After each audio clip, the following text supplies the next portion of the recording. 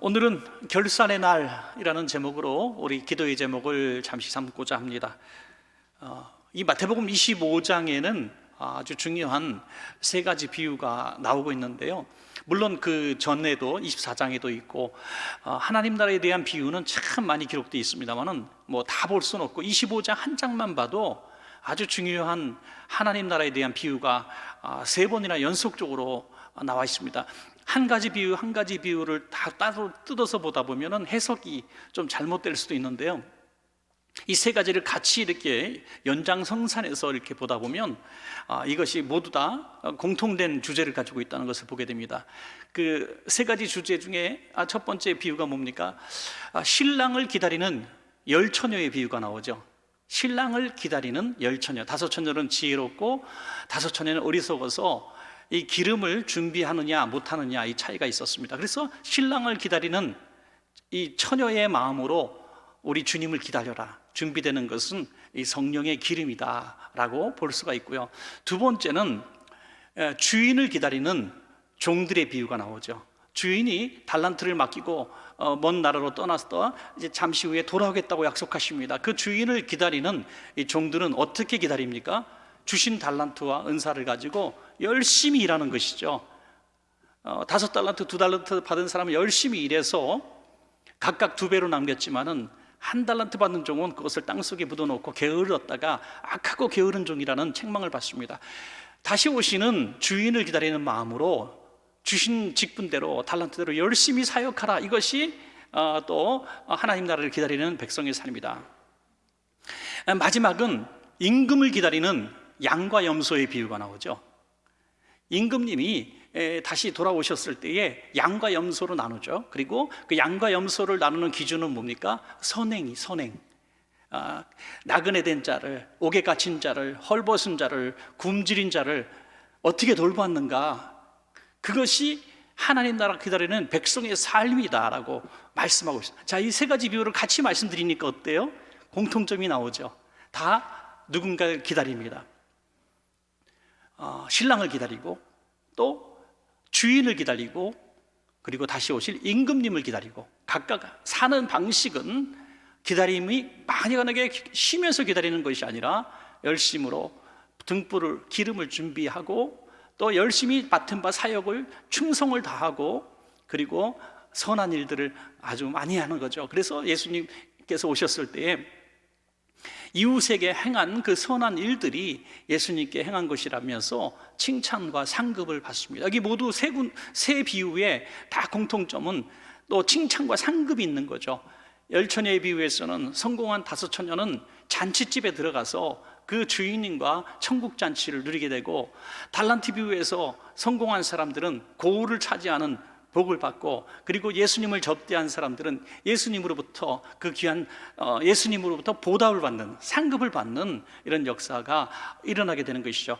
공통점이 이렇게 있습니다. 그래서 그러한 마음으로 오늘 달란트 비유를 봐야 된다는 거죠. 그렇지 않고 달란트 비유를 하나하나 딱 빼놓고 보면은 좀 오해하고 잘못 해석해서 달란트 비유를 너무 이 세속적인 것으로 만들 수가 있습니다. 왜냐하면 달란트는 뭐예요? 돈이거든요. 달란트는 돈입니다. 뭐니 해도 머니가 우리의 관심사이기 때문에 참 거기서 잘못 해석하는 방식이 있을 수 있습니다. 이건 기름과 또 달란트와 그리고 선행, 이 모든 것이 같은 맥락 속에 있다는 것을 알고 오늘 말씀을 우리가 보시면서 달란트 물질에 집중하지 말고 우리가 이 세상을 살아가면서 주신 사명에 집중하는 삶을 살아야 된다는 것을 볼 수 있습니다. 자, 이 세 가지 비유에서 가장 중심되는 한 구절을 저는 뽑는다면은 마태복음 25장 13절을 뽑을 수가 있겠습니다. 마태복음 25장 13절 같이 있습니다. 시작. 그런즉 깨어 있으라, 너희는 그날과 그때를 알지 못하느니라. 아멘. 자기의 죽을 날짜를 알고 있는 사람은 어떨까 싶어요.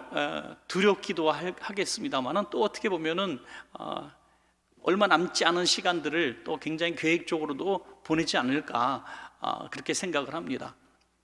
시간이 좀 우리가 좀 중요하게 여기는 시간들은 굉장히 길게 느껴지잖아요.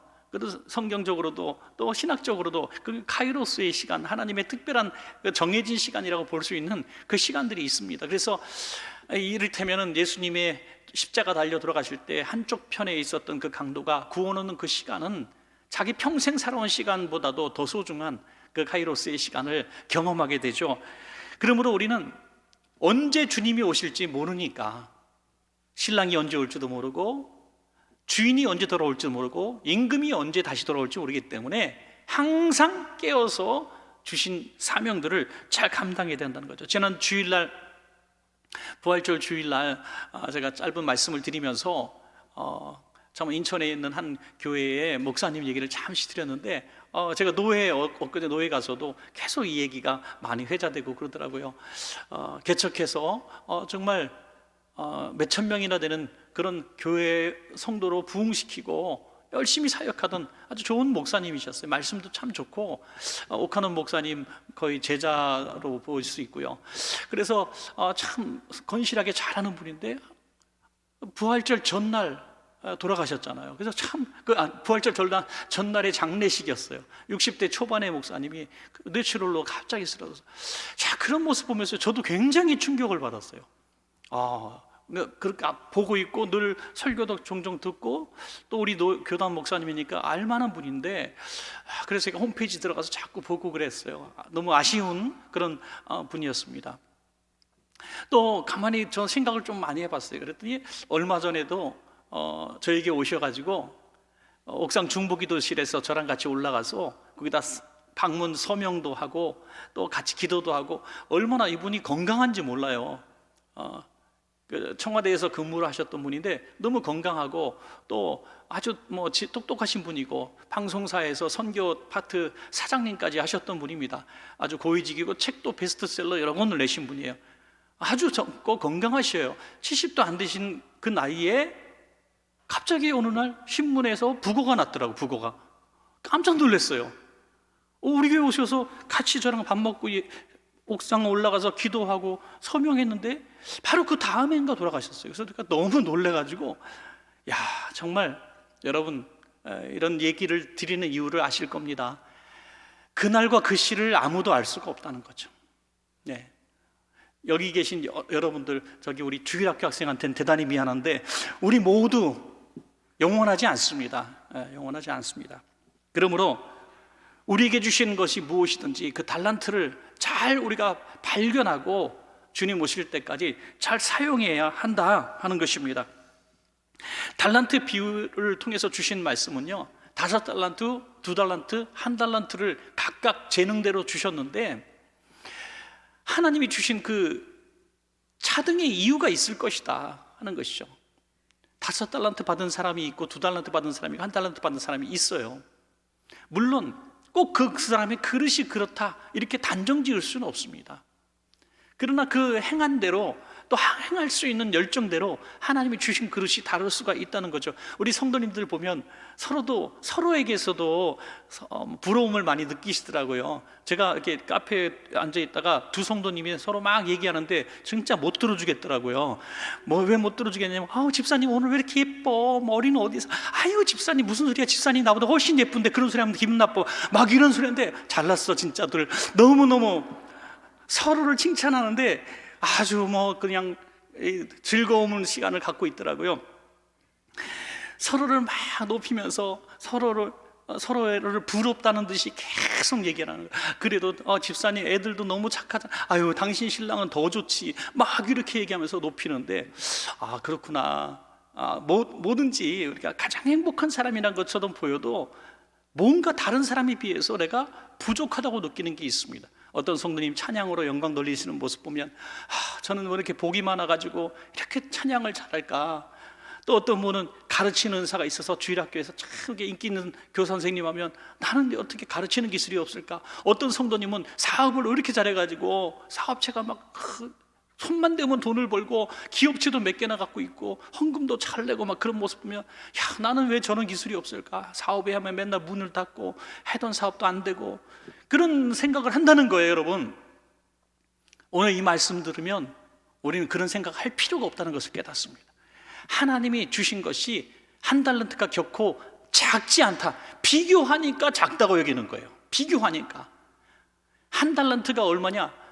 한 적어도 20년 정도 돈 안 쓰고 모으는 돈, 연봉을 모아야 그게 이 한 달란트라는 거예요. 평생을 돈 안 쓰고 모아야 된다는 거죠.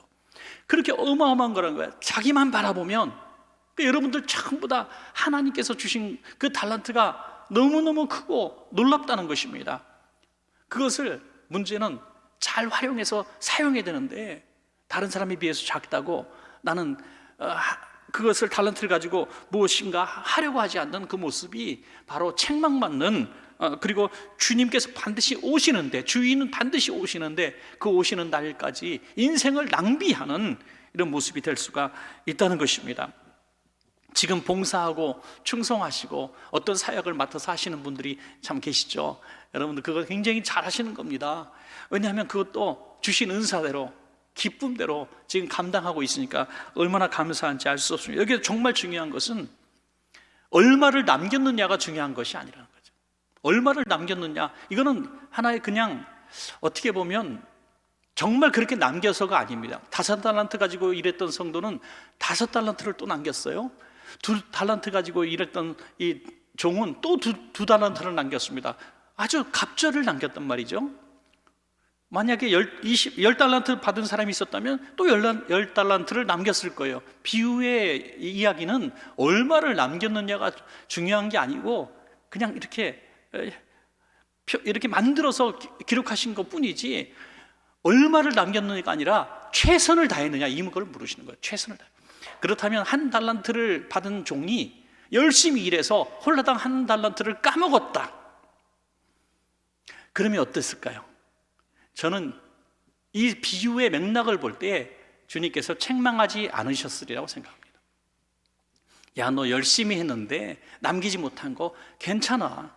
열심히 했으니 됐지. 주인이 그 돈을 남겨서 그것을 2배를 가지려고 하는 의도가 전혀 없었습니다. 왜냐하면 5달란트를 남긴 종에게 5달란트 포함해서 10달란트를 다 그대로 주죠. 주인이 그 돈을 가지고 버는 것이 목적이 아니라 주려고 하는 것이 목적이었다는 거죠. 그러니까 열심히 1달란트 갖고 열심히 했던 사람이 1달란트를 다 잃어버렸으면 예수님께서 2달란트를 선물로 주셨으리라. 저는 그렇게 생각하는 것이죠. 그래서 책망받은 종의 그 책망받은 이유에 대해서 한번 생각해 볼까요? 책망받은 종, 첫 번째는 어떤 종일까요? 마태복음 25장 18절 말씀 나오죠. 마태복음 25장 18절, 1달란트 받은 자는 가서 땅을 파고 그 주인의 돈을 감추어 두었더니, 여러분 감추어 두었다는 거예요. 도둑 맞을까봐 감추어 두었습니다. 여러분 달란트는 재능입니다. 물질입니다. 시간입니다. 건강입니다. 쓰면 쓸수록 더 강해지고 부요해지고 하는 것입니다, 여러분. 그래서 이 달란트를 땅에 묻어두고 감추는 사람은 이 달란트가 절대로 잘 될 수가 없는 것입니다. 열심히 수고하고 봉사하다 보면 점점 느는 것이죠. 자신의 능력을 믿지 못했는지도 몰라요. 이 사람은 내가 뭘 하겠어, 그냥 이거 홀라당 까먹으면 주인한테 쫓겨날지도 모르겠어, 그러니까 본전이나 남기자 하고 꽁꽁 묻어놨는지도 모르겠어요. 이사 갈 때 그냥 그 장판 밑에라든지 냉장고 밑에 잘 뒤져보면 뭐 조금 수입이 생길 수도 있잖아요, 여러분. 그 지금은 어디에 감춰놓은 비상금인데 시간이 지나면 잊어버리는 거예요. 자기도 잊어버려요. 그래서 나중에 여기저기서 돈이 막 나올 수가 있다는 것입니다. 땅 파고 감추어놓은 이것은 언제 깨닫게 되느냐? 이 세상 다 끝나고 천국 갔을 때, 야, 내가 준 달란트 어쨌느냐? 주님께서 언제 저한테 달란트를 주셨었나요? 전 평생 가난하게 살았고 재능도 없었고 힘들게 아니야, 너 줬는데 네가 감추어뒀기 때문에 그것이 더 성장하지 못했던 거야 라고 책망을 받을 수 있는 것이죠. 여러분, 책망받은 사람의 이 모습을 잘 보세요. 책망받은 사람이 악한 일 했습니까? 다른 사람 피눈물을 흘리게 해서 사업을 했습니까? 수전노릇을 하면서 여러분 누가 볼 때에 의롭지 못한 일들을 행했습니까? 아니에요. 남한테 피해 준 게 하나도 없어요. 조용히 살았습니다. 인둥마는둥 지냈습니다. 여러분, 이것을 보면서 악하고 게으른 종이라 그랬어요. 이게 비유가 될지 모르겠어요. 지금 우리 수요예배 나오신 성도님 정도면 제가 이 얼굴을, 눈도장을 다 찍은 정도가 돼서 압니다. 근데 최근에도 뭐 식당 같은 데 가거나 뭐 산책로 이렇게 살짝 지나갈 때 보면 목사님 안녕하세요. 그래서 제가 누구시더라? 이제 머리가 이제 막 돌아가기 시작하죠. 시계바늘이 막 돌아가면서 저분이 누구셨더라? 그래서 제가 하나 깨달은 건 먼저 아는 체 하지 말자. 먼저 아는 체 했다간 반드시 제가 실수를 저지르니까 그분이 아니더라고요. 그래서 듣고 몇 마디 듣고 보고 이제 얘기를 이제 아는 척을 하고 그래요. 근데 진짜 모르겠는 분들도 가끔 있더라고요. 진짜. 근데 몇 년을 다녔대요. 몇 년을. 진짜 모르겠어요. 한 번도 저하고 악수해 본 적도 없는 것 같아요.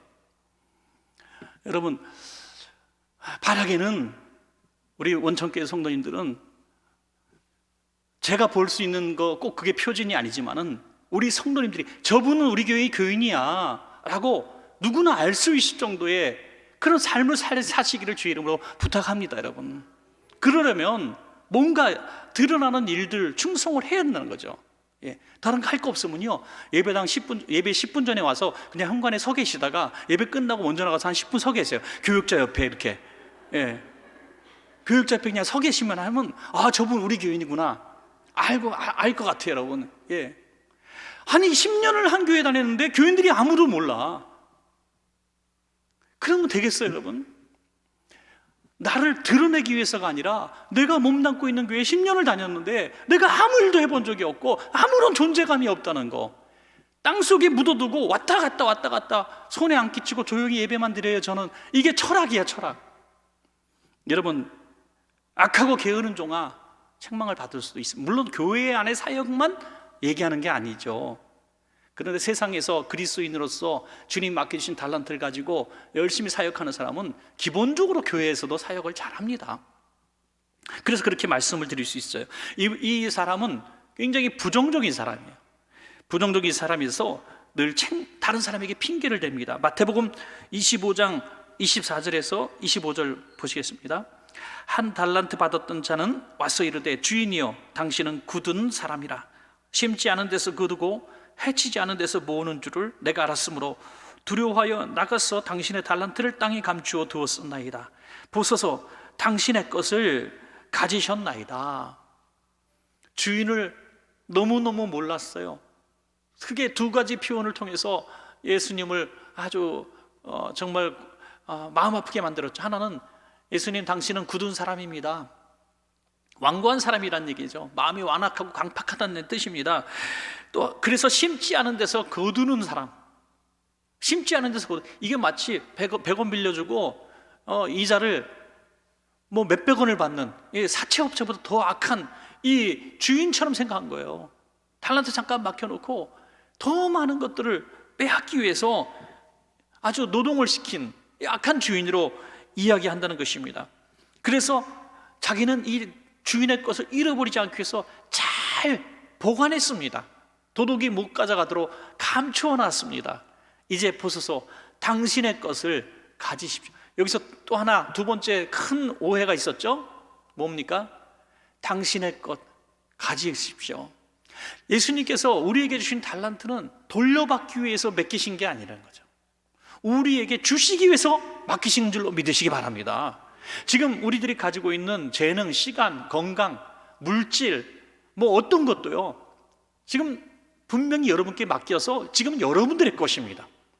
우리는 청지기 비유를 통해서 이 본문에서도 마찬가지예요. 내 주인의 것을 맡긴 건 틀림없습니다. 주인의 것이에요. 그러나 주인이 맡길 때 이렇게 말씀하는 거예요. 마음껏 써라, 마음껏 써라 하고 맡긴 거예요. 그래서 마지막 날에 이 결산을 해보자. 마지막 날에 결산을 해보자. 그러니까 지금 여러분들이 가지고 있는 모든 것들은요, 여러분들 마음대로 사용할 수 있는 거죠. 마음대로 쓸 수 있습니다. 그런데 마지막 날에 결산할 때에 내가 어떻게 사용했는가가 드러난다는 거죠. 내 시간, 내 건강, 내 지식, 내 물질, 내가 할 수 있는 모든 권력, 이런 자리들에서 내가 얼마나 지혜롭게 하나님이 기뻐하실까, 얼마나 이웃에게 옳은 일을 행할까, 이런 것들을 잘 생각하면서 여러분 마음껏 사용하는 거죠. 분명히 하나님의 것이지만 사업하는 방법을 말씀하진 않으셨어요. 어떤 사람은 뭐 유통업을 했을지도 모르겠어요. 어떤 분은 건설업을 했는지 모르겠어요. 어떤 분은 뭐 소매상을 했는지도 모르겠어요. 어떤 사람은 뭐 요즘에 말로 뭐 이렇게 뭐 은행을 했는지도 모르겠어요. 어떤 일을 했는지, 어부를 했는지도, 뭐 농사를 지었는지도 우리는 몰라요. 그러나 자기가 할 수 있는 일, 잘 할 수 있는 일을 통해서 열심히 자기의 것들을 개발하고 열심히 하나님 앞에 돌려드렸다는 거죠. 이 사람은 굳은 사람이다 해서 책망이 두려워서 일을 하지 않았다고 이야기합니다. 지금도 주님께서 맡겨주신 일들에 대해서 두려움 때문에 못하는 분들이 참 많이 계시더라고요. 두려움 때문에. 특별히 신학교 가면은, 특별히 신학대학원에 이렇게 가면은 50세, 60세 이렇게 되신 분들이 신학교 1학년에 막 들어와요.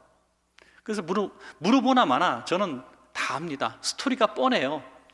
저가 고등학교 때부터 서원에 있었는데요, 살다 보니까 내 뜻이 아닌, 하나님 뜻이 아닌 것 같아서 열심히 해마다 고민. 어떤 분은 또 그런 고민 속에서 하나님의 소명을 받았지만 너무 사업이 잘 되고 건강해서 이렇게 하다가 뭐 질병에 걸렸다든지 사업이 망했다든지 그래서 하나님 앞에 두 손 들고 왔다, 뭐 이런 분들이 너무너무 많이 있습니다. 여러분, 이 부정적인 사람은요, 도전하는 데 너무 게으른 거죠. 물론 그 늦게라도 와서 참 다행이지만 우리 성도님 중에서 저한테 찾아와서 목사님 저 신학을 하면 어떨까요? 뭐 30대든 40대든 이렇게 물어보시는 분들이 많이 있어요. 저는 대부분 10명 중에 9명은 얘기합니다. 언제부터 고민하셨어요? 그러면 10년 전쯤부터 매년마다 고민하고 있어요. 그럼 당장 가셔요. 당장 가세요. 아닌가벼 하면 1년 만에 나오시면 되잖아요. 예. 왜 그거 가지고 10년, 20년, 30년을 고민하시냐 이거예요. 또 내가 교사라고 싶은데요, 교사 선생님도 하는 거 보니까 하려고 하니까 그 교사로 있는 집사님이, 야, 이 세계는 발 디디지 않는 게 좋은 거야. 오지 마. 아, 저 찬양 좀 하고 싶은데 성가대 좀 들어가면 안 될까? 야, 들어오긴 쉬운데 여기는 나갈 수가 없어. 여기는 늪이야, 늪. 너 안내위원 한번 하고 싶은데요, 야, 안내위원 옷값 할 때까지 10년을 해야 돼. 이렇게 한다는 거죠. 특별히 재정부 들어오면은 우리는 음지에서 일한다. 깜깜한 창문도 없는 방에서 저녁 예배 끝날 때까지 있어요. 얼마나 힘듭니까? 주차 봉사하려면 추운 날, 더운 날, 방송치는 잘해야 기본이고 조금 삑 소리 나면 다 쳐다봐. 얼마나 스트레스 받는지 몰라요. 다 때려치고 싶은 거예요. 여러분, 얼마나 제가 뭐 잘 해주지도 못해요. 고기를 한번 사주나 뭐 격려를 하나, 그렇지도 않다는 거죠. 그러나 이 사명의 길, 달란트를 받고 일하는 길은 절대로 쉬운 길이 아닙니다. 십자가의 길인 것을 믿으시기 바랍니다. 어떤 목사님이 목회 초년성으로 이제 목회지 부임받아서 어떤 농어촌 목회를 했는데, 교인이 한 30명 정도 되는 교회인데 교인들한테 얼마나 많이 이제 시달렸는지 몰라요, 이분이. 그래서 한 10년 했는데 아주 막 막상 자기 말로 늙었어요. 그래가지고 도저히 견디다 못해가지고 상처를 어머니 받고 사임을 하셨어요. 그리고 몇 년을 쉬다가 다시 목사니까 목회를 하고 싶은 마음이 사실 들었어요. 그래서 하나님, 이번에는요, 문제 일으키는 성도, 제 마음 아프게 하는 성도, 시험 들게 하는 성도, 악한 성도 한 명도 없는 교회로 보내주세요 하고 하나님 응답하셨대요. 갔더니 진짜 교인이 한 명도 없더래. 하나님이 정확하게 응답하셨어요. 한 명도 없었어요. 아예 한 명도 없는 교회로 부임을 받았어요. 여러분, 항상 문제는 있습니다. 사역을 하다 보면요, 내가 괜히 했지 실망스러운 일도 많아요. 그렇다고 누가 하면 격려를 해줍니까? 보너스를 줍니까? 하나님이 맡긴 사역은 십자가의 길이에요. 그런데 이것이 말세를 살아가고 천국을 믿는 백성의 삶이다, 이겁니다. 삶이다. 하나님이 내게 맡겨주신 시간, 하나님이 내게 맡겨주신 재능, 기술, 지식, 물질, 이런 거 가지고 주님께서 마지막 날에 야, 내 거 돌려둬 라고 말할 때 땅속에 있었는데요, 그럼 너는 뭐 하다 왔냐? 저 열심히 일해서 돈 벌고요, 열심히 제 취미 생활했고요, 저 열심히 공부해서 학위를 2개나 땄습니다. 그거 말고 내가 맡긴 거 갖고 뭘 했느냐? 라고 말씀할 때 악하고 게으른 종이라는 책망을 받을 수밖에 없다는 것입니다. 얼마나 두렵습니까, 여러분? 자, 그러면 마지막으로 칭찬받은 두 종은 왜 칭찬을 받았는가? 먼저는 자기에게 주신 것만 바라봤다는 거예요. 자기에게 주신 것만 바라봤어요.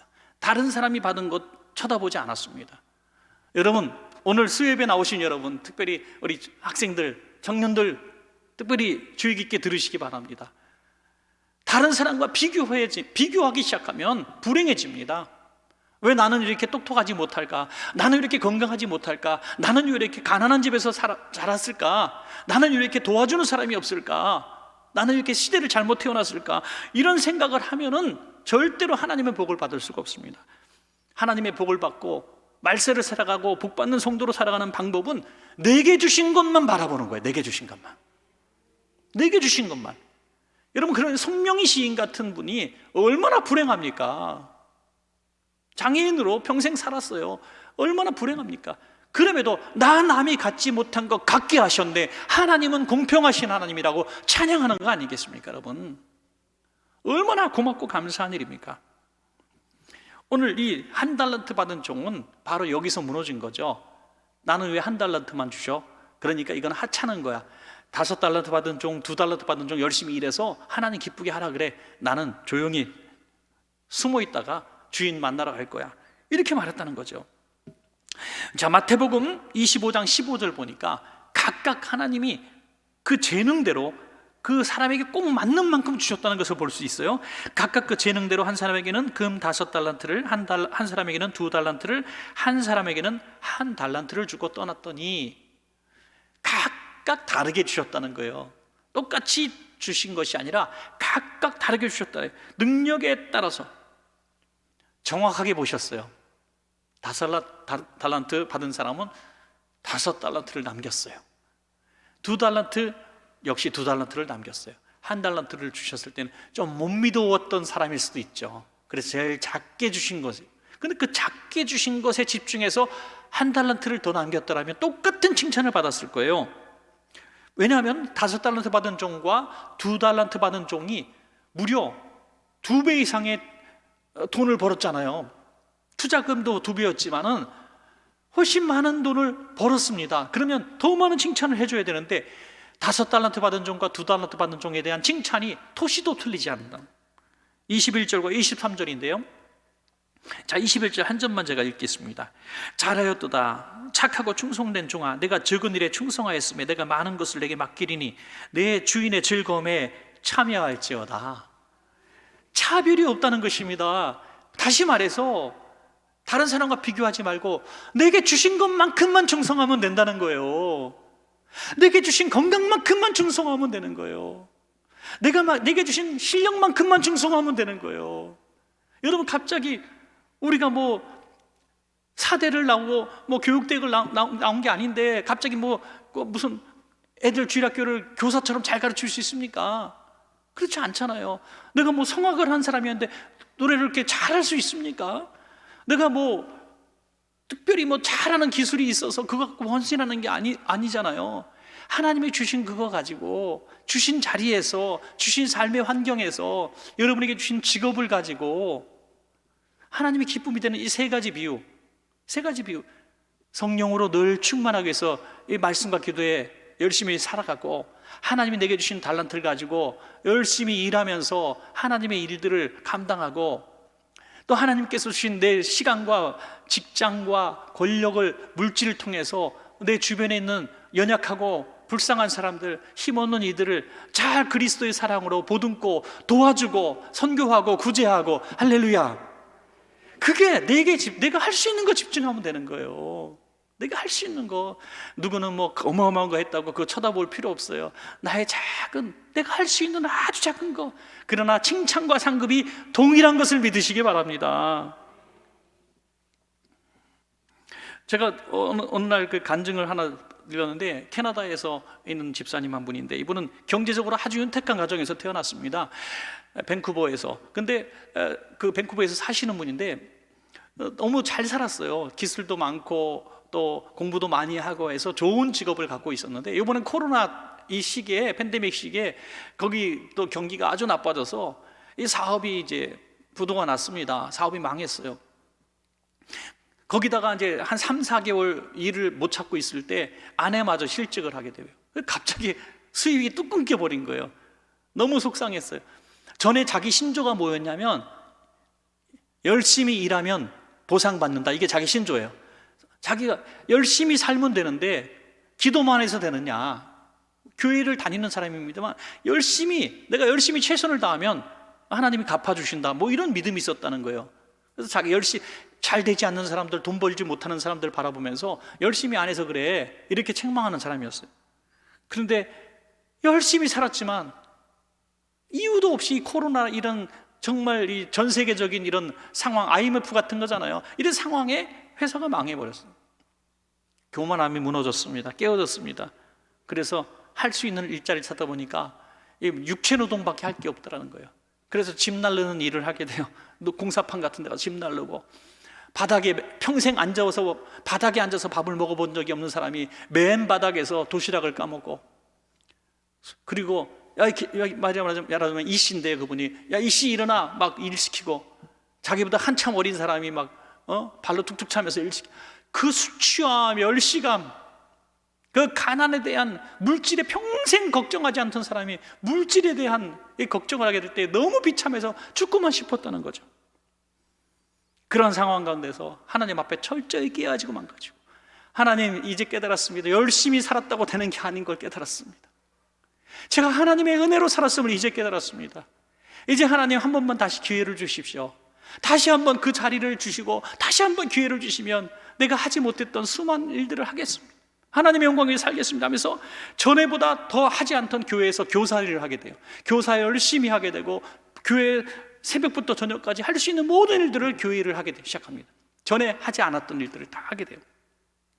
그리고 너무나 기적 같은 마음의 평화가 찾아오더라고요. 회개와 기도와 감사와 기쁨이 넘치는 삶이 바뀌어요. 콧노래가 나오는 거예요. 여러분 신기하지 않아요? 신앙생활이 너무너무 즐겁더라고요. 한번 팍싹 망해보면 되는데 한번 아파보면 되고요. 전에 가지고 있을 때 내 열심히 살면 된다라는 보상을, 이런 자신감이 있을 때는 못 감당했던, 못 깨달았던 이 하나님의 은혜에 대한 놀라운 비밀을 깨달은 거예요. 너무 행복하더래요. 근데 기적이 하나 일어나게 됩니다. 캐나다에 국세청 공무원 시험이 있는데 여기에 보고 싶더래요. 그래서 봤는데 합격이 된 거예요. 아니, 이민자가 국세청 공무원이 되어버렸어요. 그리고 교회에서도 그 이외에 더 큰 일을 요즘에 감당하기 시작한 좋은 간증이 최근의 간증으로 듣게 됐습니다. 여러분, 결실이 이렇게 아름답게 났기 때문에 또 이렇게 말씀을 드리지만, 이런 일들이 이루어지지 않았어도 이분은 성공자가 된 것이죠. 여러분, 요한계시록 22장 12절 한 번만 제가 읽고 기도하도록 하겠습니다. 보라, 내가 속히 오리니 내가 줄 상이 내게 있어 각 사람에게 그가 행한 대로 갚아주리라. 아멘. 저와 여러분 할 수 있는 시간이 그렇게 많이 남지 않았을 수도 있습니다. 있는 자리에서 할 수 있을 때 최선 다해서 우리가 섬기고 베풀면 얼마나 좋을까. 이번에 노예할 때도 제가 뭐 보는 대로 막 줘요. 용돈도 막 주고, 뭐 우리 좀 어려운 부목사님들, 또 어려운 또 교회 목사님들 오면은 제가 막 이렇게, 그래서 5만 원짜리 제가 이만큼 뽑아갖고 갑니다. 이만큼. 그래서 교회에서 물론 다 해주시는 거지만, 교회에서 이렇게 가서 마음껏 쓰십시오 해주셔. 제가 막 줘요. 밥도 사고 막 너무 행복하고, 또 어렵다 그러면 또 연락해서, 우리 선교회 연락해서 어저께도 또 50만 원 바로 또 좀 보태드리기도 하고, 이런 일들을 막 해요. 누군가가 그러더라고요. 아, 목사님 이렇게 막 쓰시니까 뭐 어떻게 얘기를 해요. 그러면 제가 한 얘기는 그런 얘기였어요. 제가 담임으로 있을 때까지만 할 수 있는 일 아닙니까? 여기서 그것도 뭐 내 돈도 아닌데요. 뭐 우리 성도님들이 눈물로 본 그 피 같은 헌금 가지고 제가 일하는데, 저는 이렇게 쓰기만 하니까 얼마나 행복합니까? 어느 날 은퇴하게 되면은 그 마음, 내가 그거 달라고 내가 쓰겠다고 해도 주시지도 않을 거 아니에요. 그러니까 있을 때만 쓰니까 얼마나 신나는 일입니까? 예, 그러니까 여러분 필요하신 분이 있으면 저한테 와서 달라 그러세요. 여러분, 근데 개념이 다르지 않더라니까요. 지금 여기 계신 여러분들이 주머니에 있는 지갑에 있는 돈이나 쓸 수 있는 것들이 시간이나 재능이나 선행이나 어떤 재능 기부나 이런 것들이 여러분 게 아니에요. 맡기신 거라니까요. 할렐루야. 쓸 수 있는 데까지만 쓰는 거예요. 이제 그만 하면 내 게 아니라니까. 그때부터는요. 쓸 수 있을 때, 할 수 있을 때 신나게 하십시오. 없는 거 끌어다가 빚내 갖고 쓰라는 게 아니에요. 지금 가지고 있는 거, 할 수 있는 것만큼만 하면 되는 거죠. 사랑하는 여러분, 우리 원천교회 성도님들은 이렇게 공격적으로 하나님 주신 은사대로 또 사명대로 하나님 나라를 기다리는 백성답게 사셔서 칭찬과 상급을 받는 마지막 날의 승리자 되시기를 간절히 축원합니다.